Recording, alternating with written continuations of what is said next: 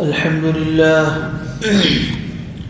لله نحمده ونستعينه ونستغفره ونؤمن به ونتوكل عليه ونعوذ بالله من شرور أنفسنا ومن سيئات أعمالنا من يهد الله فلا مضل له ومن يضلله فلا هادي له ونشهد أن لا إله إلا الله وحده لا شريك له ونشهد أن سيدنا ومولانا محمدا عبده ورسوله وبارك وسلم تسليما كثيرا أما بعد فأعوذ بالله من الشيطان الرجيم بسم الله الرحمن الرحيم وَلَقَدْ آتَيْنَا مُوسَى الْكِتَابَ وَقَفَّيْنَا مِنْ بَعْدِهِ بِالرُّسُلِ وَآتَيْنَا عِيسَى ابْنَ مَرْيَمَ الْبَيِّنَاتِ وَأَيَّدْنَاهُ بِرُوحِ الْقُدُسِ أَفَكُلَّمَا جَاءَكُمْ رَسُولٌ بِمَا لَا تَهْوَى أَنفُسُكُمُ اسْتَكْبَرْتُمْ فَفَرِيقًا كَذَّبْتُمْ وَفَرِيقًا تَقْتُلُونَ وَقَالُوا قُلُوبُنَا غُلْفٌ بَلْ لَعَنَهُمُ اللَّهُ بِكُفْرِهِمْ فَقَلِيلًا مَا يُؤْمِنُونَ صدق اللہ العظیم۔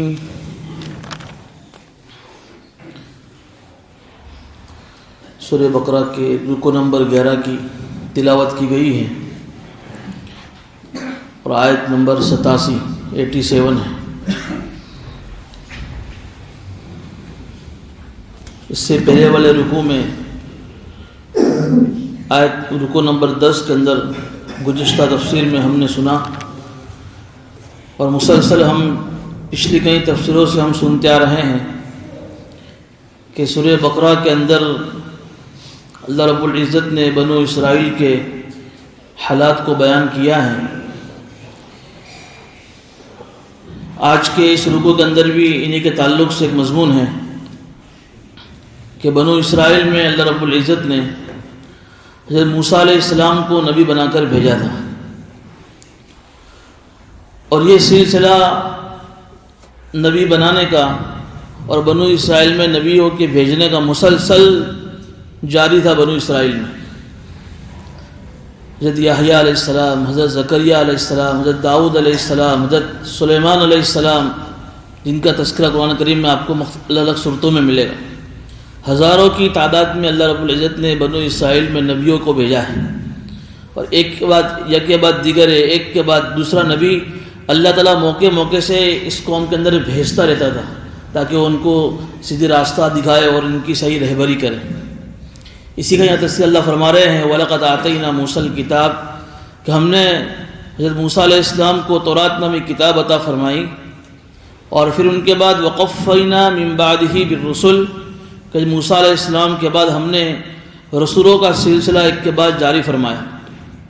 پھر اخیر میں وَآتَيْنَا عِيسَى ابْنَ مَرْيَمَ الْبَيِّنَاتِ، اور پھر ان تمام رسولوں میں سب سے آخر میں ہم نے عیسیٰ ابن مریم کو بنو اسرائیل میں بھیجا۔ وَأَيَّدْنَاهُ بِرُوحِ الْقُدُسِ، اور ہم نے حضرت عیسیٰ علیہ السلام کی روح قدس یعنی حضرت جبرائیل علیہ السلام کے ذریعے سے ان کی تائید فرمائی۔ یہ بنو اسرائیل کے سب سے آخری نبی ہیں حضرت عیسیٰ علیہ السلام۔ ان کے تعلق سے قرآن کریم میں یہ ایک الفاظ استعمال فرمایا وَآتَيْنَا عِيسَى ابْنَ مَرْيَمَ الْبَيِّنَاتِ، کہ ہم نے عیسیٰ ابن مریم کو بہت سارے معجزات دے کر بھیجا، اس لیے کہ اللہ رب العزت کی یہ سنت رہی ہے، یہ اللہ کا ضابطہ اور قانون رہا ہے کہ جب بھی کوئی نبی اللہ بھیجتے تھے تو ان کے ساتھ کچھ ایسی چیزیں بھی بھیجتے تھے کہ جس کو دیکھ کر لوگ اسلام لے آئے۔ تو حضرت عیسیٰ علیہ السلام کو بھی اس زمانے کے حساب سے بہت سارے معجزات عطا فرمائے تھے۔ اس میں سے ایک تھا معجزہ، اللہ رب العزت نے ان کے ہاتھ میں ایسی برکت عطا فرمائی تھی کہ کسی مرے ہوئے آدمی کے اوپر ہاتھ رکھتے وہ زندہ ہو جاتا۔ پرندہ بناتے، مٹی کا ڈھیلا لے کر پرندے کی شکل بناتے اور اس میں ان کے روح میں پھونک میں ایسی تاثیر تھی، پھونک مارتے اس میں جان پڑ جاتی اور پرندہ ہوا میں اڑنے لگتا تھا۔ مادرجات اندھا یعنی جو ماں کے پیٹ سے اندھا پیدا ہوتا، اس کی آنکھ پر صرف ہاتھ پھیرتے تو وہ دیکھنے والا بینا بن جاتا۔ کوڑی ایک بیماری ہوتی ہے جس سے آدمی کے بدن سے گوشت کے ٹکڑے گرتے رہتے ہیں، اس پر ہاتھ پھیرتے بالکل صحیح سالم تندرست ہو جاتا۔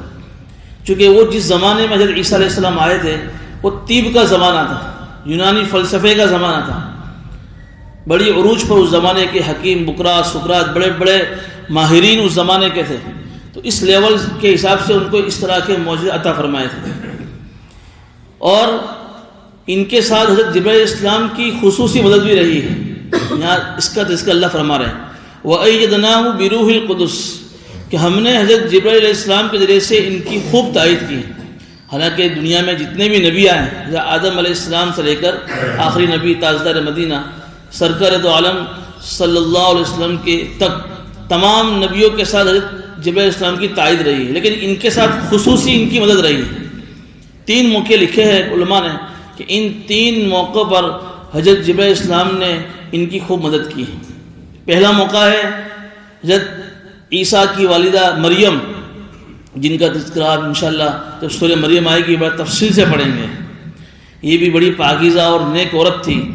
ان کی نانی حضرت حنا ان کا نام تھا، انہوں نے بھی منت مانی تھی لڑکے کی کہ اللہ اگر میرے یہاں لڑکا پیدا ہوگا تو میں اس کو تیرے گھر کے لیے، اس زمانے کا جو بیت المقدس تھا، اس کے لیے میں تجھے اس میرے بیٹے کو وقف کر دوں گی۔ لیکن ہوا یہ کہ بیٹی پیدا ہوئی تو حضرت مریم السلام، ان کا نام حضرت مریم رکھا ان کے ابا نے۔ اللہ نے قرآن میں فرمایا وَلَيْسَ الذَّكَرُ كَالْأُنثىٰ کہ ہم نے تم کو بیٹی دی ہے، لیکن یہ بیٹی بیٹوں کی طرح نہیں ہے، یہ بڑی اونچے مقام پر جائے گی۔ یہ سورہ آل عمران میں اس کا تفصیل تذکرہ آئے گا کہ کیا نظر مانی تھی اور کیا تفصیلی واقعہ ہے۔ تو یہ مریم بڑی پاکیزہ اور بڑی نیک عورت تھی۔ یہ ان کی کفالت حضرت زکریا علیہ السلام کرتے تھے۔ ایک مرتبہ بیت المقدس کے ایک کونے کے اندر ان کے لیے ایک چھوٹا سا حجرہ اور روم بنایا تھا جہاں رہ کر عبادت کیا کرتی تھی، اور باہر سے یہ لوگ مار دیتے تھے تاکہ کوئی اندر جا نہ پائے۔ ایک مرتبہ حضرت زکریا علیہ السلام ان کے پاس گئے تو دیکھا کہ ان کے پاس بے موسم کے پھل رکھے ہوئے ہیں جس کی کوئی سیزن نہیں ہے۔ کہا کہ مریم ایسے پھل تیرے پاس آئے کہاں سے جس کی ابھی کوئی سیزن نہیں ہے، مارکیٹ میں پھل حاضر اور اویلیبل ہے ہی نہیں۔ تو کہا کہ یہ تو ھذا من عند اللہ، میرے اللہ کی طرف سے، یعنی اللہ کی طرف سے ان کو رزق دیا جاتا تھا، آسمان سے ان کے لیے غذا آتی تھی۔ تو یہ ایک مرتبہ فارغ ہونے کے لیے اپنے حجرے سے نکل کر جنگل کی طرف جا رہی تھی تو اچانک ایک دور سے ایک خوبصورت آدمی کو آتے ہوئے دیکھا، بالکل ان کے قریب آ رہا ہے۔ سورہ مریم میں بڑا تفصیل اس کا تذکرہ ہے۔ تو گھبرا گئی وہ ایک دم بالکل قریب آ گیا۔ کہا کہ میں رحمان کی پناہ میں آتی ہوں تجھ سے، میں تو ایک نیک عورت ہوں، تو میرے قریب کیسا آیا؟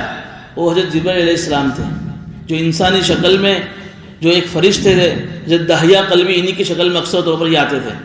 کہا کہ گھبراؤ مت، میں اللہ کی طرف سے بھیجا ہوا ایک فرشتہ ہوں اور تم کو ایک خوشخبری دینا آیا ہوں کہ اللہ جو ہے تمہارے پیٹ سے ایک بیٹا پیدا فرمائے گا۔ کہا کہ میری تو کوئی شادی بھی نہیں ہوئی ہے، جب شادی نہیں ہوئی تو پھر مجھے بیٹا کیسے ہوگا کہ وہ اللہ کی طرف سے ہوگا؟ تو بہرحال ان کے قریب آئے اور انہوں نے ان کے گریبان میں پھونکا۔ حضرت جبرائیل علیہ السلام نے جیسا پھونکا وہ اسی وقت حاملہ ہو گئی۔ یہ اللہ کی طرف سے ایک قدرت تھی کہ اللہ نے بغیر باپ کے حضرت عیسیٰ علیہ السلام کو پیدا فرمایا، حضرت آدم علیہ السلام کو بغیر ماں باپ کے پیدا فرمایا، حضرت عیسیٰ علیہ السلام کو بغیر باپ کے صرف ماں سے پیدا فرمایا، بغیر باپ کے۔ تو جیسے حاملہ ہوئی، حاملہ ہوتے ہی تھوڑی دیر کے بعد فوراً درد ذہ، عورت کو ڈلیوری کے بعد جو درد ہوتا ہے اس کو درد ذہ بولتے، شروع ہو گیا فوراً۔ اب درد جب ذہ ہوا تو اس وقت جو ہے وہ تھوڑی سی اس کھجور کے درخت کے قریب گئی اور پھر اس وقت ان کی یہاں بچے کی ولادت ہوئی جس کا حضرت عیسیٰ رکھا گیا۔ تو اس وقت جو ہے حدیث شریف میں آتا ہے کہ جب بچہ پیدا ہوتا ہے، پیدا ہوتے ہی ابھی اس بچے کو اس کی ماں نے دیکھا بھی نہیں ہوتا کہ شیطان آتا ہے اور اس بچے کے دل پر یا کمر پر ایک انگلی لگاتا ہے جس سے وہ بچہ رونے لگتا ہے۔ اس کو بولتے ہیں مس شیطان، شیطان اپنا اثر ڈالتا ہے۔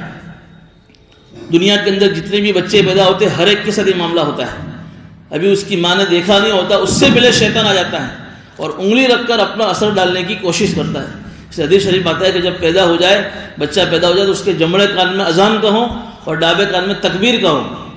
اذان اتنی پاورفل ایک چیز ہے یا ایک بہت بڑی دعوت ہے کہ شیطان اس سے دور دور بھاگتا ہے. اس لیے جس مسجد کے اندر علاقوں میں سوسائٹی میں جہاں اذان ہوتی ہیں تو اذان کی آواز جہاں تک جاتی ہے شیطان اس سے بھی دور بھاگ جاتا ہے. اور حدیث میں آتا ہے کہ ہوا چھوڑتے ہوئے بھاگتا ہے اور پھر جب اذان ختم ہوتی ہے واپس وہ آ جاتا ہے. پھر جب نمازی مسجد میں آتے ہیں تو نماز وقت وصف ڈالنا شروع کر دیتا ہے. تو لیکن یہ چیز حضرت عیسیٰ علیہ السلام کے ساتھ پیش نہیں. اللہ نے ان سے اس کی حفاظت فرمائی اس لیے کہ حضرت جبرائیل السلام وہاں ہی کھڑے ہوئے تھے. شیطان آیا اس کو وہاں سے بھگا دیا. تو ایک تو اس موقع پر ان کی مدد ہوئی.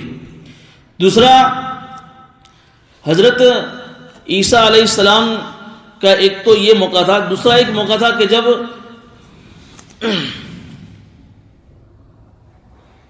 ایک موقع تھا پھونک مارنے والا جو میں نے پہلے تذکرہ کر دیا. پھونک ماری یہ ان کے ساتھ ہی ہوا. کس نے پھونک ماری؟ حضرت جبرائیل السلام نے. یہ پہلا موقع حضرت جبرائیل السلام کی ان کی مدد کا. دوسرا موقع ولادت کے وقت کا. اور تیسرا موقع ہے کہ جب حضرت عیسیٰ علیہ السلام کو اللہ رب العزت نے انجیل عطا فرمائی. تورات کے بعد کون سی کتاب آئی؟ انجیل. بیچ میں بہت سارے نبی آئے, ان کو بڑی کوئی کتاب نہیں ملی, چھوٹے چھوٹے کتابچے ملے, بکلیٹ ملے, لیکن ان کے اوپر ایک اور کتاب نازل ہوئی انجیل. تو اس زمانے کے جو یہودی تھے وہ ان کے مخالف ہو گئے. یہ ایک انجیل نامی کتاب ان کو کیوں ملی؟ مخالف اتنے ہو گئے کہ اس زمانے کے یہودیوں نے ان کے اوپر ایمان لانے کے بجائے ان کی قتل کی سازشیں کرنا شروع کر دی. تو اللہ رب العزت نے یہ انتظام فرمایا کہ حضرت جبرائیل السلام کو ان کے ساتھ لگا دیا. یہ ان کی تیسری تائید. ہر وقت حضرت جبرائیل السلام ان کے ساتھ رہتے تھے, کبھی بھی ان سے الگ نہیں ہوتے تھے تاکہ لوگ ان پر حملہ نہ کر سکیں. لیکن پھر آخری موقع پر جب انہوں نے پلاننگ بنا ہی لیا قتل کرنے کا تو اللہ رب العزت نے حضرت جبرائیل السلام جو ان کے ساتھ تھے ان کو حکم دیا کہ آپ ان کو سیدھا سیدھا آسمان پر اٹھا لو. چنانچہ سیدھا سیدھا ان کو آسمان پر اٹھا لیا اور ان کے جیسا ایک آدمی اللہ نے ان کی شکل کا پیدا کر دیا. لوگوں نے اس کو حضرت عیسیٰ علیہ السلام سمجھ کر قتل کر دیا, سولی پر لٹکا دیا. تو یہ تین موقع ایسے ہیں کہ ان تین موقع پر اللہ رب العزت نے عیسیٰ علیہ السلام کی مدد فرمائی ہے. اسی لیے اللہ فرما رہے وَأَيَّدْنَاهُ بِرُوحِ الْقُدُسِ کہ ہم نے عیسیٰ ابن مریم کو بہت سارے معجزات لے کر بھیجا اور ہم نے حضرت جبرائیل السلام کے ذریعے سے ان کی خوب تائید کی. لیکن یہ یہودی ایسے تھے کہ ان پر ایمان نہیں لائے. اس لیے اللہ کہہ رہے ہیں أَفَكُلَّمَا جَاءَكُمْ رَسُولٌ بِمَا لَا تَهْوَىٰ أَنفُسُكُمُ اسْتَكْبَرْتُمْ کہ جب بھی تمہارے پاس کوئی نبی اور رسول آیا ہے, کوئی ایسی کتاب لے کر, کوئی ایسا حکم لے کر جو تمہاری مرضی کے خلاف تھا, استکبرتم تم نے تکبر کیا. یہودیوں کی دو سب سے بڑی بیماری, ایک تو اپنی مرضی پر چلنا اور تکبر اور گھمنڈ کرنا. ان دو بیماریوں کی وجہ سے قرآن کہہ رہا ہے فَفَرِيقًا كَذَّبْتُمْ وَفَرِيقًا تَقْتُلُونَ بہت سارے نبی جو ان کے قوم میں آئے انہوں نے ان کی تکذیب پر جھٹلا دیا, بھئی ہم تم کو نبی نہیں مانتے. اور اس سے آگے بڑھ کر ایک حرکت کیا کی کہ کچھ نبیوں کو تو انہوں نے قتل کر دیا, حضرت زکریا علیہ السلام کو, حضرت یحییٰ علیہ السلام کو. یہ دو بیماری, اپنی مرضی پر چلنا اور تکبر کرنا, اس کی وجہ سے آدمی کے دل کے اندر ایمان کی, دین کی, اسلام کی توہین پیدا ہوتی ہے. پھر آدمی بے ادبی اور بے حرمتی کرتا ہے. وَقَالُوا قُلُوبُنَا غُلْفٌ یہاں اذان کے تعلق سے ایک بات رہ گئی. یہ جو اذان کی بات آئی کہ اذان ایک اتنا پاورفل عمل ہے کہ جب کہیں اذان ہوتی ہے تو شیطان وہاں سے بھاگ جاتا ہے. تو علماء نے ایک بات یہ لکھی ہے کہ گھروں کے اندر کبھی کوئی ایسی چیز محسوس ہو, گھبراہٹ محسوس ہو, ڈر لگے بچوں کو, بچے بہت روتے ہوں یا کہیں ایسی شیطانی حرکت لگے تو زور زور سے گھروں میں اذان پڑھنا شروع کر دو. اسی وقت وہ شیطان وہاں سے بھاگ جائے گا. اس لیے کہ ساری حرکتیں شیطانی حرکتیں ہوتی ہیں. تو یہ عمل کرنا چاہیے. آدمی اپنے کان میں اپنے ہاتھ جو ہے انگلیاں کانوں میں ڈال کر اذان دینا شروع کر دے, مطلب اتنا زور سے بھی نہیں کہ پوری سوسائٹی میں اپنے گھر میں آواز جا سکے, اتنی زور سے اذان شروع کر دے. انشاءاللہ اس کی برکت سے گھروں کے اندر جو ہے سکون پیدا ہو جائے گا. وَقَالُوا قُلُوبُنَا غُلْفٌ بَل لَّعَنَهُمُ اللَّهُ بِكُفْرِهِمْ فَقَلِيلًا مَّا يُؤْمِنُونَ. آگے اللہ فرما رہے ہیں کہ جب یہ یہودیوں کو اللہ کے نبی صلی اللہ علیہ وسلم جو ہے دین کی باتیں سمجھاتے تھے تو یہ کیا کہتے تھے؟ غلف, ہمارے دل بالکل پیک ہے, پیٹی پیک ہے. پیٹی پیک کا مطلب کوئی ایسی چیز جس کو چاروں طرف سے کور میں پیک کر دیا ہو, باہر سے کوئی چیز اس کے اندر نہ جا سکتی ہو. کہ ہمارے دل بھی ایسے بالکل پیٹی پیک ہے. یعنی وہ فخر کے طور پر یہ کہتے تھے کہ یہ کتنی بھی اسلام کی باتیں ہمارے سامنے کرے, دین کی باتیں کتنی بھی ہمارے سامنے کرے, ہمیں اس کا اثر ہونے والا نہیں ہے. ہم تو پکے یہودی ہیں. ایسے پکے ہیں کہ کسی اور مذہب کی بات ہمارے اوپر اثر کر ہی نہیں سکتی ہے، اس لیے کوئی ٹینشن لینے کی ضرورت نہیں ہے۔ اللہ کہہ رہے یہ فخر کرنے کی چیز نہیں ہے، بل لعنہم اللہ بکفرہم، یہ تو تمہارے دلوں کی پر اللہ کی فٹکار ہے کفر کی وجہ سے کہ تمہارے دل پر اس کا اثر نہیں ہوتا ہے، ورنہ ایسی اسلام کی باتیں اور دین کی باتیں تمہارے سامنے آوے اور تمہارے دل پر اس کا اثر نہ ہوئے اور اوپر سے تم فخر کرتے ہو، یہ تو اللہ کی فٹکار ہے تمہارے کفر کی وجہ سے تمہارے دلوں پر کہ تمہارے اوپر اس کا اثر نہیں ہو رہا ہے۔ فَقَلِيلًا مَا يُؤْمِنُونَ، تم بہت ہی کم ایمان والے ہو۔ بہت کم کا مطلب ایسا نہیں، اصل میں یہ یہودی تھے، وہ آخرت کو مانتے تھے کہ بھئی مرنے کے بعد زندگی آنے والی ہے، ان کا آخرت پہ ایمان تھا، اللہ پر ایمان تھا، ان دو باتوں میں تو یہ اس مسلمانوں کے ساتھ تھے یہ۔ لیکن جہاں آخری نبی پر ایمان لانے کی بات آتی، جہاں قرآن پر ایمان لانے کی بات آتی، وہاں انکار کرتے تھے، تو آدھے ایمان والے تھے۔ تو اللہ کہے کہ فَقَلِيلًا مَا يُؤْمِنُونَ، تم بہت ہی کم ایمان والے تھے۔ تو یہ ایمان کا کوئی اعتبار ہی نہیں ہے۔ ایمان کب مانا جائے گا کہ ایمان کی جن جن چیزوں پر ایمان لانے کا حکم ہے ان ساری چیزوں پر ایمان لانے کو ہی مکمل ایمان والا کہا جائے گا، ورنہ اگر آدھی چیزوں پر ایمان ہے اور آدھی پر نہیں ہے تو وہ ایمان والا ہے ہی نہیں۔ اب آگے اللہ فرما رہے ہیں وَلَمَّا جَاءَهُمْ كِتَابٌ مِّنْ عِندِ اللَّهِ مُصَدِّقٌ لِمَا مَعَهُمْ، اس آیت کو سمجھنے سے پہلے ایک پس منظر ہی سمجھیے کہ جب یہ اللہ کے نبی اسلام ابھی مکہ سے مدینہ ہجرت کر نہیں گئے تھے، اس سے پہلے مدینہ کا جو ماحول تھا، اس تو مدینہ کی سٹی جو مدینہ علاقہ تھا اس میں رہنے والے اوس اور خزرج کے لوگ تھے جو مشرک تھے، جو یمن سے برسوں پہلے آ کر رہ گئے تھے، اور اس مدینہ کے آس پاس جو علاقے تھے دیہات کے، وہاں یہودی رہتے تھے۔ دو تین قبیلے مشہور تھے، بنو قریظہ، بنو نذیر اور بنو قینقاع۔ یہ بڑے مالدار تھے اور بڑے رسوخ والے تھے، ان کے کھجوروں کے بڑے بڑے ویپار تھے، امپورٹ ایکسپورٹ کے بڑے بڑے ان کے کاروبار تھے تو بڑے مالدار، اور ان کا اثر بھی بہت اچھا تھا۔ مدینے کی جو قوم آباد تھی مشرکین کی، اوس و خزرج کی، ان پر ان کا جو ہے پریشر بھی تھا، لیکن ان کے اندر ایک چیز تھی، بزدل قوم ہے، یہ ڈرپوک ہیں، باتیں بڑی بڑی، لیکن جہاں کہیں ایسی ان کا مشرکین جو اوس و خزرج تھے مدینہ کے، ان سے آپس میں کسی بات پر جھگڑا ہوتا، لڑائی ہوتی تو ڈر جاتے تھے، بڑی بڑی باتیں کرتے تھے، لیکن جب یہ ان سے لڑائی ہوتی تھی تو یہ ڈر جاتے تھے۔ جب یہ ڈرتے تھے تو یہ اللہ سے دعا کرتے تھے، چونکہ اللہ پر ان کا ایمان تھا ان یہودیوں کا۔ کیا دعا کرتے تھے؟ اللہ سے دعا کرتے تھے کہ اللہ تعالیٰ تو نے تورات کے اندر جس آخری نبی کا تذکرہ کیا ہے اس آخری نبی کو جلدی بھیج، تاکہ وہ جب نبی آ جاویں ہم اس نبی کا ساتھ دیں گے اور اس نبی کے ساتھ مل کر ہم ان کے خلاف لڑیں گے۔ وہ ظاہر سی بات ہے کہ جب نبی کا ہم ساتھ دیں گے تو اللہ کی مدد ہمارے ساتھ ہوگی، یہ جو مشرکین مکہ ہم کو حیران کرتے ہیں، پریشان کرتے ہیں، ہم ان کے خلاف جیت جائیں گے۔ ایسی دعائیں کرتے تھے، جب بھی ان کو مصیبت آتی تھی حضور کے وسیلے سے دعا کرتے تھے، اور اللہ تعالیٰ ان کی دعا کو قبول بھی کرتا تھا۔ یہ اس لیے کہ جب تک حضور دنیا میں مدینے میں ابھی نہیں آئے تھے، جب تک ان کا ظہور نہیں ہوا تھا، یہودی اس وقت کے پکے سچے مسلمان تھے۔ یہ تو بعد میں ایمان نہ لانے کی وجہ سے کافر ہوئے، باقی اس زمانے کے مسلمان کون؟ اس لیے مشرکین تو کسی کتاب پر ایمان لاتے ہی نہیں تھے، یہ تو بت پرست قوم تھی، مکہ کے مشرکین بھی اور مدینہ کے مشرکی بھی۔ یہودی اسی وقت کے سب سے بڑے مسلمان تھے، اس لیے یہ حضور کے وسیلے، حالانکہ ابھی حضور دنیا میں نہیں آیا، کتنا اونچا مقام ہوگا ہمارے نبی کا، ابھی تشریف نہیں لائے ہیں، لیکن ان کے وسیلے سے یہ یہودی ان کے خلاف دعائیں مانگا کرتے تھے اور اللہ تعالیٰ ان کی دعا کو قبول بھی کرتا تھا۔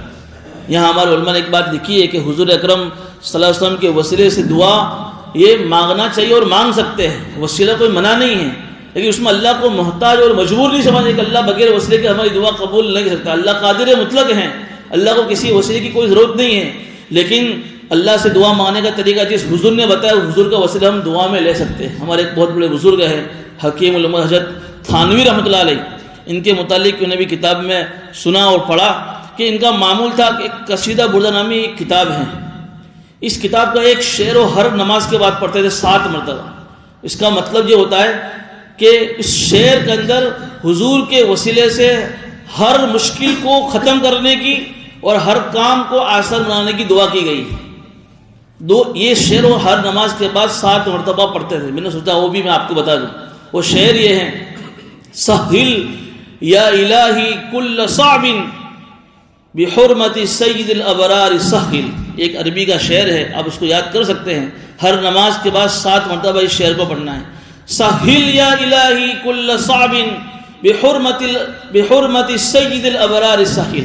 ترجمہ اس کا یہ ہے کہ سہل یا الہی، یا اللہ تو ہمارے سارے کاموں کو، ساری مشکلوں کو اللہ تو آسان فرما، ختم فرما اس کو، بحرمتی سید الابراری ساحل، حضور پاک صلی اللہ علیہ وسلم کے برکت سے۔ یہ دعا ہم بھی مانگ سکتے ہیں کہ اللہ تعالیٰ، مطلب یہ ہے کہ حضور اکرم صلی اللہ علیہ وسلم کی وسیلے سے اور ان کی برکت سے اللہ ہماری تمام مشکلات کو دور فرما اور تمام ہمارے کام، اٹکے ہوئے کاموں کو اللہ تو آسان فرما۔ تو بہرحال یہ یہودی بھی اللہ کے نبی صلی اللہ علیہ وسلم کے مدینہ میں آنے سے پہلے، ان کے نبوت کا اعلان ہونے سے پہلے اس نبی کے وسیلے سے دعا مانگتے تھے ان مشرکین کے خلاف۔ لیکن پھر کیا ہوا، مدینہ میں جب حضور کی انٹری ہوئی، جب حضور اکرم صلی اللہ علیہ وسلم جب تشریف لائے اور جو تورات میں جو خوبیاں بیان کی گئی تھی، جو صفات بیان کی تھی، تمہارے نبی کا چلنے کا طریقہ ایسا ہوگا، ان کے کان مبارک ایسے ہوں گے، ان کی آنکھ مبارک ایسی ہوگی، اور ساری کی ساری خوبیاں اور ساری کی سارا وہ چیزیں انہوں نے حضور میں دیکھ لی۔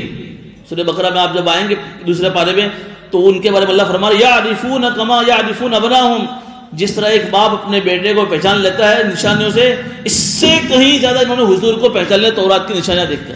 کتنا تعارف ہوگا حضور کا، تو کیا ہونا چاہیے، ارے کیا ہونا چاہیے، فوراً ایمان لے آتے ہیں نا۔ لیکن قرآن کیا کہہ رہا ہے، وَلَمَّا جَاءَهُمْ كِتَابٌ مِّنْ عِندِ اللَّهِ مُصَدِّقٌ لِمَا مَعَهُمْ، جب ان کے پاس اللہ کی طرف سے کتاب آئی اور حضور لے کر آئے، اور وہ کتاب کیسی تھی، مصدق لما معہم۔ دیکھو یہ قرآن کی سب سے بڑی خوبی ہے، قرآن کی سب سے بڑی خوبی یہ ہے کہ پچھلے نبیوں پر جو کتابیں نازل ہوئی ہیں، زبور، تورات، انجیل، قرآن نے کبھی بھی ان کتابوں کا انکار نہیں کیا کہ ساری کتابیں غلط ہیں، تصدیق کی ہیں کہ ساری کتابیں اللہ کی طرف سے ہیں۔ لیکن چونکہ قرآن یہ قیامت تک باقی رکھنے والی ایک آخری کتاب تھی، جو آخری زمانے تک کسی کو اللہ دستور بنانا چاہتے تھے، تو اللہ تعالیٰ نے یہ نظام بنایا تھا کہ پھر جب یہ قرآن نازل ہو جاوے تو اگرچہ اس سے پہلے کی ساری کتابیں صحیح ہیں، حق ہیں، اللہ کی طرف سے نازل ہوئی ہیں، لیکن پھر بھی آخری کتاب کے نازل ہونے کے بعد تمام لوگوں کو اس آخری کتاب پر ایمان لانا ضروری ہے۔ اللہ کا ایک قانون اللہ نے بنایا تھا۔ تو اللہ یہ کہہ رہے گا جب قرآن نامی کتاب آئی، وہ حضور لے کر آئے جس کا یہ تذکرہ وَكَانُوا مِن قَبْلُ يَسْتَفْتِحُونَ عَلَى الَّذِينَ كَفَرُوا، اور یہ یہودی اس سے پہلے یعنی حضور کے آنے سے پہلے کافروں کے خلاف، یستفتحون کہتے ہیں فتح، ان کے خلاف فتح کی دعا، جیت کی دعا مانگتے تھے، آنے دو ہمارے نبی کو، دیکھو ہم پھر تمہارے خلاف کیسے ہم لڑتے ہم جیتتے ہیں۔ فَلَمَّا جَاءَهُم مَّا عَرَفُوا كَفَرُوا بِهِ، اللہ فرما رہے لیکن جب وہ نبی مدینے میں آئے، مَا عَرَفُوا، اور نبی کی ساری نشانیوں کو پہچان لیا، کفروا بھی انکار کر دیا۔ کتنی بری ان کی قسمت ہوگی، کفروا بھی انکار کر دیا۔ اللہ کہہ رہے فَلَعْنَةُ اللَّهِ عَلَى الْكَافِرِينَ، اللہ کی فٹکار ہو ان کافروں پر۔ یہاں اللہ نے کافر کا لفظ استعمال فرما دیا، ابھی تک ان کو ایمان والا کہا، یہاں اللہ نے ان کو کہا تھے کافر، کہ اگر چاہیے اب یوں کہتے ہو کہ ہم یہودی ہیں، ہم تورات کو ماننے والے ہیں، ہم حضرت موسیٰ علیہ السلام کو ماننے والے ہیں، لیکن قرآن آ گیا، آخری نبی آ گئے، اب تمہارا ایمان اسی وقت مکمل ہوگا جب تک کہ تم نبی پر ایمان نہ لاؤ، آخری نبی پر، اور تم قرآن پر ایمان نہ لاؤ۔ اچھا ایک بات تو یہاں دوسری میں یہ عرض کر دوں کہ جن مشرکین کو یہ بار بار دھمکی دیتے تھے، کہاں، مدینے میں، اوس اور خزرج کو، دیکھو نبی آنے والے ہیں، اس نبی کے ساتھ رہ کر ہم تمہارے خلاف لڑیں گے، تو یہ بار بار سنتے تھے مشرکین، یہ مدینہ کے مشرکین، اوس و خزرج والے، یار یہ کون سے نبی آنے والے ہیں، بار بار یہودی ان کے سامنے اس نبی کا تذکرہ کرتے تھے۔ یہودی تو اس نبی کے آنے پر مسلمان نہیں ہوئے، لیکن یہ سارے مدینہ کے مشرکین مسلمان ہو گئے۔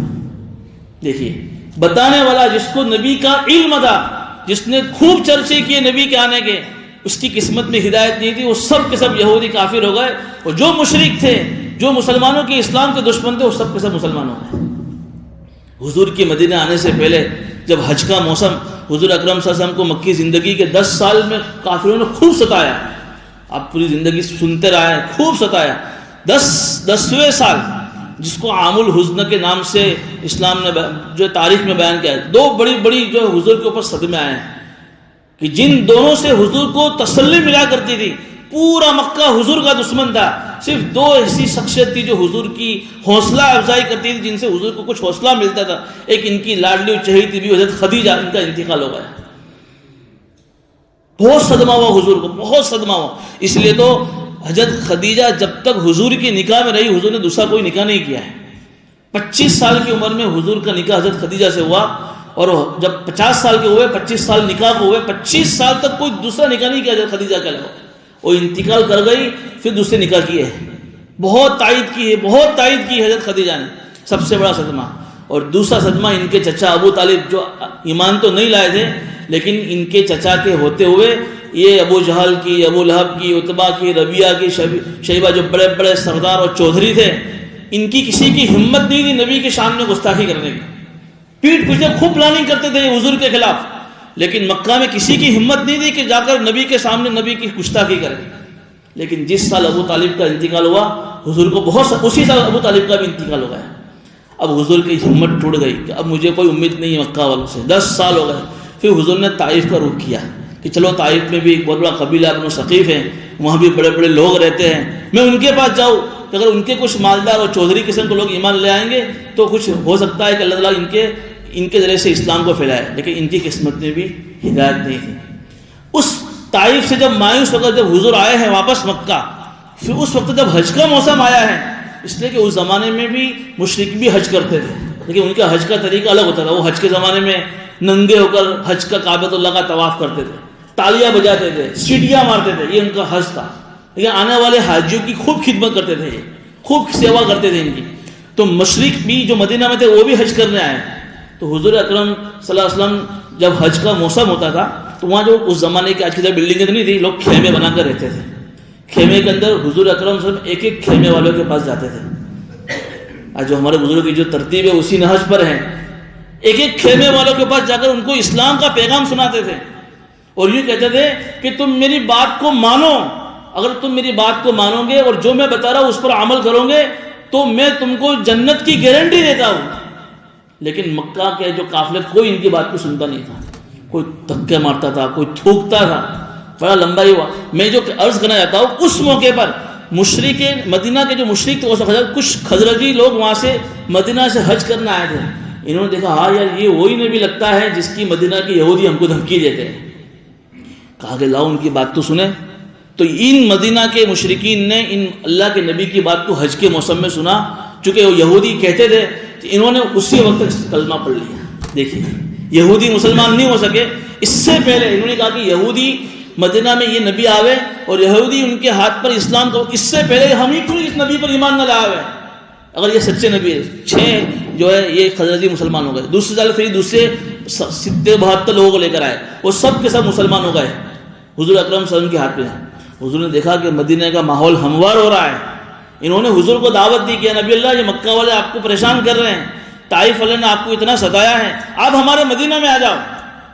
مدینہ کے نصیب کی قسمت تھی، اللہ نے جو اس شہر کو چمکنا اللہ چاہتے تھے، آپ ہمارے شہر میں آ جاؤ. اس وقت حضرت عباس حضور کے ساتھ تو کہتے تھے مدینہ والوں سے، دیکھو تم حضور کو مدینہ بلا کر اپنے لیے بڑا جو ہے خطرناک راستہ ہموار کر رہے ہو، اس لیے کہ تم اگر حضور کا ساتھ دو گے اور حضور کو امان دو گے تو مکہ والے تم کو چھوڑیں گے نہیں. کہا کہ کوئی ٹینشن کی بات نہیں، ہم تمہارا پورا ساتھ دیں گے. تو اس وقت حضور اکرم صلی اللہ علیہ وسلم نے پھر یہ مصعب بن عمیر کو 1 سال کے لیے مدینہ بھیجا اور 1 سال کے عرصے میں مصعب بن عمیر نے مدینہ کا وہ ماحول بنایا کہ جب حضور پھر جب سن ہجری مکہ کے 13 سال کی زندگی کے بعد 53 سال کی عمر میں جب مکہ سے مدینہ روانہ ہوئے ہیں تو آپ نے دیکھا کہ مدینے سے حضور کے نکلنے کے وقت تو مدینے کی چھوٹی چھوٹی بچیاں حضور کے استقبال میں کھڑی ہو گئی تھی اور لوگ ترستے تھے کہ بھئی یہ حضور ہمارے گھر میں آ کر ٹھہرے. کہ بڑا لمبا چوڑا واقعہ. بہرحال یہاں مطلب کہنے کا یہ ہے کہ کبھی کبھی ایسا ہوتا ہے کہ کوئی یوں کہتا ہے کہ میں بہت زیادہ جاننے والا ہوں، میرے سامنے اسلام کی بہت نالج ہے، لیکن اس پر اتنا عمل نہیں ہوتا ہے. وہ جس کو کوئی بات بتا رہتا ہے وہ اس سے زیادہ عمل کرنے والا ہو جاتا ہے. یا یہی ہوا یہودیوں نے تو بہت جو ہے ان کے خلاف ان کو نبی سے ڈرایا کہ وہ نبی پر ایمان نہیں لا سکے. مدینہ کے مشرک ایمان لے آئے جن کو اللہ نے پھر انصار کا لقب دیا. اللہ یہاں کہہ رہے ہیں بئس ما اشتروا بہ انفسہم، کیا ہی بری یہ حالت ہے جس کے بدلے انہوں نے اپنی جان کو بیچ دیا. کون سی بری حالت؟ ان یکفروا بما انزل اللہ، کہ انہوں نے اللہ کی بھیجی ہوئی قرآن کی کتاب کا انکار کر دیا. کیوں انکار کیا؟ بغیا حسد.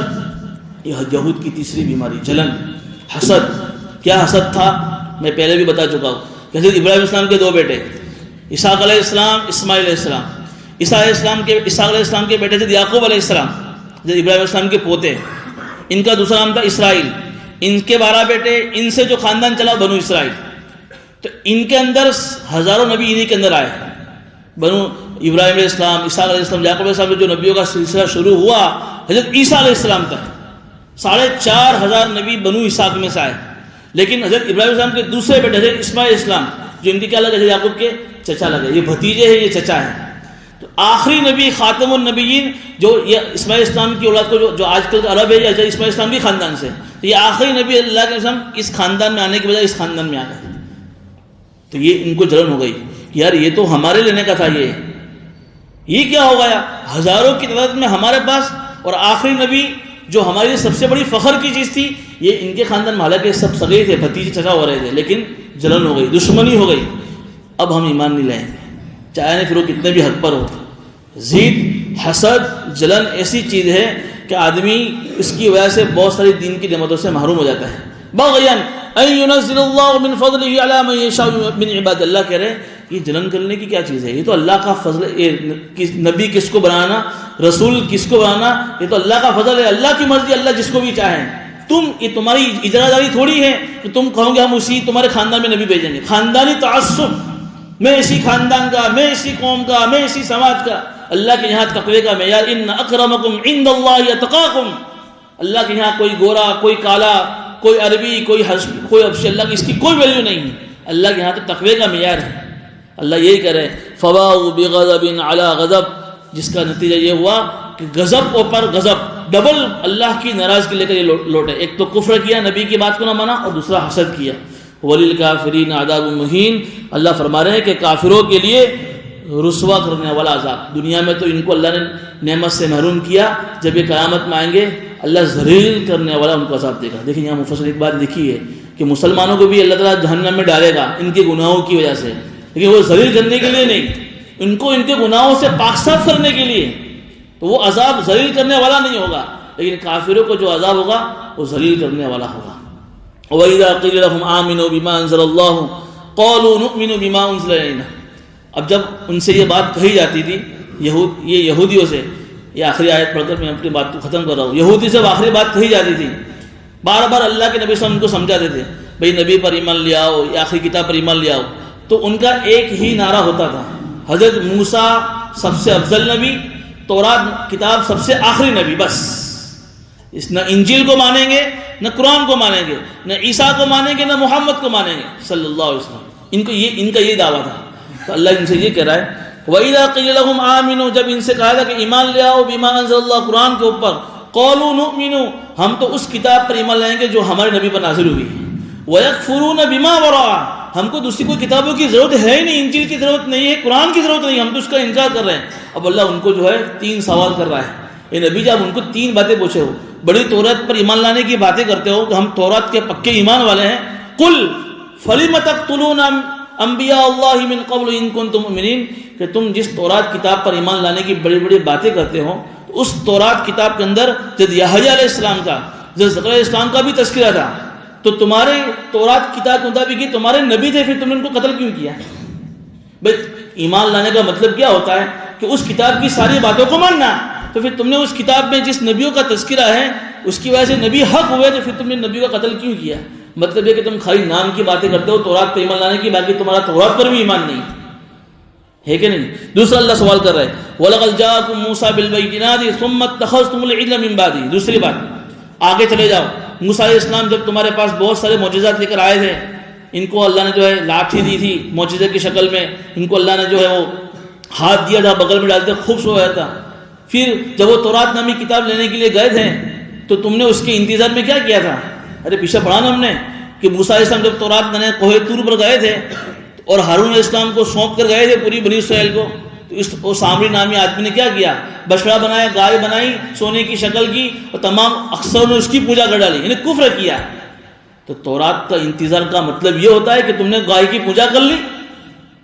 تو تورات کی نعمت کا انتظار کا مطلب کیا ہوا؟ تم بڑی بڑی تورات پہ ایمان لانے کی باتیں کرتے ہو، جب تمہارے نبی موسیٰ تورات کتاب لینے کے لیے کوہ طور پر گئے تھے تو تم کو اس کے انتظار میں تو نماز اور روزہ رکھنے چاہیے تھے، تم نے تو گائے کی پوجا کر لی، تو پھر کیوں بڑی بڑی باتیں کرتے ہو تورات پر ایمان لانے کے؟ اللہ وہی کہہ رہے وَلَقَدْ جَاءَكُم مُوسَىٰ بِالْبَيِّنَاتِ ثُمَّ اتَّخَذْتُمُ الْعِجْلَ مِن بَعْدِهِ، کہ اس کے بعد تم نے بچڑے کی پوجا کر لی اور تم اپنے آپ پر ظلم کر رہے تھے۔ تیسری بات اللہ ان سے کہہ کہ نبی ان سے یہ پوچھو کہ جب وہ تورات نامی کتاب لے کر آئے اور تم سے کہا کہ ابھی مانو گے، تو کیا کیا تھا؟ سب نے انکار کر دیا، بھائی نہیں مانیں گے۔ پھر 70 آدمی کو لے کر کوہ طور پر گئے، انہوں نے پھر کہا ہاں ہم مانتے ہیں۔ پھر جب وہ نیچے آئے انہوں نے زبان سے تو ہاں کہا، ہاں مانتے، چونکہ اللہ نے اوپر کوہ طور کو لٹکا دیا، وہ بھی ہم پیچھے پڑ چکے، تو زبان سے ہاں کہا لیکن دل میں تو نہ ہی تھی۔ یہ ڈبل پالیسی، دوغلا پن تمہارے اندر کہاں سے آئی؟ یہ منافقانہ حرکت تمہارے اندر کہاں سے آئی؟ تم تو بڑی بڑی تورات پہ ایمان لانے کی باتیں کرتے ہو، جب وہ تورات نامی کتاب تمہارے پاس آئی تو تم نے خالی خالی ہاں کہا تھا زبان سے، دل میں تمہارے اندر اس کی نفرت تھی، تو پھر یہ تورات نام کی کتاب پر ایمان لانے کی بڑی بڑی باتیں تم کیوں کرتے ہو؟ فَإِذْ أَخَذْنَا مِيثَاقَكُمْ وَرَفَعْنَا فَوْقَكُمُ الطُّورَ، یاد کرو اس زمانے کو جب ہم نے تم سے وعدہ لیا تھا اور ہم نے تمہارے اوپر اس طور نامی پہاڑ کو تمہارے اوپر بلند کیا اور تم سے کہا کہ تم اس کو مضبوطی کے ساتھ پکڑو، تو تم نے کیا کہا؟ قَالُوا سَمِعْنَا وَعَصَيْنَا، ہم سنیں گے لیکن مانیں گے نہیں۔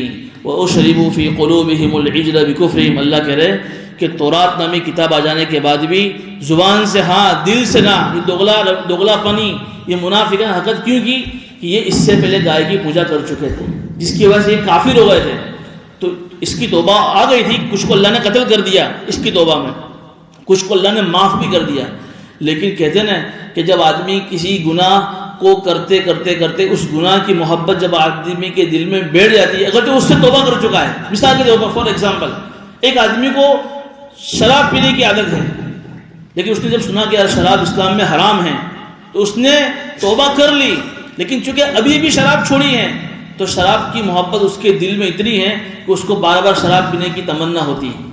یہ اللہ کہہ رہے ہیں کہ ابھی تم نے جو کفر کیا نا گائے کی پوجا کر کے، اس کفر کی نحوست کی وجہ سے تورات کے اوپر ایمان لانا تمہارے لیے بھاری ہو رہا ہے۔ کتنی بڑی خطرناک چیز ہے، اس میں بہت بڑا پیغام ہے ہمارے لیے کہ آدمی جب کسی گناہ کو کرتا ہے، کرتے کرتے کرتے کرتے جب اس گناہ کی محبت اور اس کے دل میں جب جڑ پکڑ لیتی ہے تو پھر اس گناہ کو چھوڑنا اس کے لیے بہت مشکل ہو جاتا ہے، اور پھر اس گناہ کی نحوست کی وجہ سے اسلام کے بہت سارے حکموں پر اس کے لیے عمل کرنا بھاری ہو جاتا ہے۔ بعض مطلب آدمی کہتا ہے میں بہت چاہتا ہوں کہ میں نماز پڑھوں، میں بہت چاہتا ہوں کہ میں جو ہے سدھر جاؤں، میں بہت چاہتا ہوں کہ میں جو ہے اللہ کا نیک بندہ بن جاؤں، لیکن میں کیا پتہ نہیں کیا ہو گیا ہے۔ کہیں نہ کہیں اس کو یہ احساس کرنا چاہیے کہ کوئی ایسا گناہ تجھ سے ہوا ہے جس گناہ کی نحوست کی وجہ سے تجھے ساری دی توفیقیں چھین لی گئی ہیں۔ قُلْ بِئْسَ مَا يَأْمُرُكُمْ بِهِ إِيمَانُكُمْ إِن كُنتُم مُؤْمِنِينَ، اللہ کہہ رہے ہیں کہ تمہارا اس تورات نامی کتاب پر لانے کا، تمہاری تورات نامی کتاب تم کو یہ حکم کرتی ہے اگر تم تورات پر ایمان لانے والے ہو، یعنی تم خالی خالی تورات نام کی کتاب پر باتیں کرتے ہو، باقی تمہارا تورات نامی کتاب پر بھی ایمان نہیں ہے۔ آج مسلمان کی حالت بھی یہی ہے، قرآن پر ایمان ہے لیکن قرآن پر عمل نہیں ہے۔ جو یہودیوں کا دعویٰ تھا آج مسلمانوں کا بھی یہی حال ہے۔ یہودی کہتے تھے ہم تورات پر ایمان لاتے ہیں لیکن تورات کی باتوں پر عمل نہیں ہے۔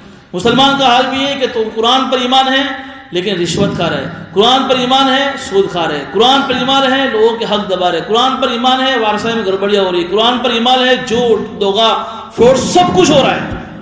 تو کیا کسی چیز کے جان لینے کا نام ایمان ہے؟ ارے سب سے بڑی جانکاری کس کو دی؟